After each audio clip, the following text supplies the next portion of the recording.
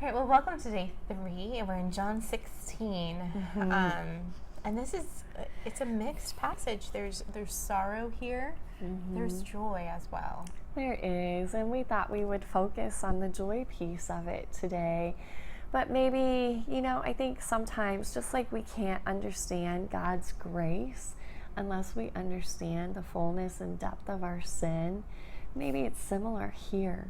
We can't understand the great joy of Christ's resurrection without understanding the sorrow and the anguish and the weeping and lamenting that Christ points to here. Right. So we kind of need both. Huh?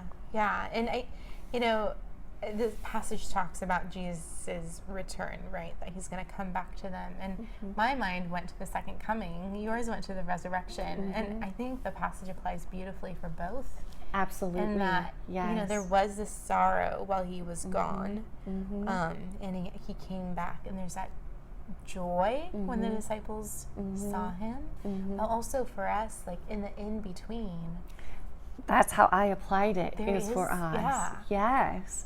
There is sorrow on this earth. There is deep sorrow, and probably many of you are experiencing troubles of various kinds and sorrows of various kinds. But Jesus says in a little while, we will see him. And so that definitely was my personal application. But as I looked at it and as I read it, I did look at, the resurrection. What did it look like for the disciples to watch Christ suffer and die?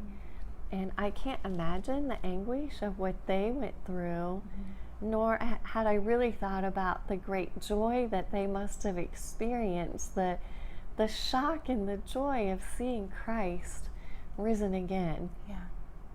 I mean, you can't have the joy of Resurrection Sunday without the grief of Good Friday. That's right. Yeah. Well, I mean, there's this, I just want to bring this out. There is this joy that will be ours when he returns, and yet we have joy here and now too. Even as we anticipate that he's coming, even as there is sorrow in the world, like in verse 23 and 24, again, he comes back to that ask. Whatever you ask the Father in my name, he will give it to you. Ask and you will receive, that your joy may be full. And so there's that promise that he has for us, that our pastor here locally loves to say Christians should be the happiest people walking around. That's so true. Because we have the Spirit of truth in us. The fruit of the Spirit is joy, but also we have the promise of Jesus' return, and that gives us great joy too. Amen. Yeah.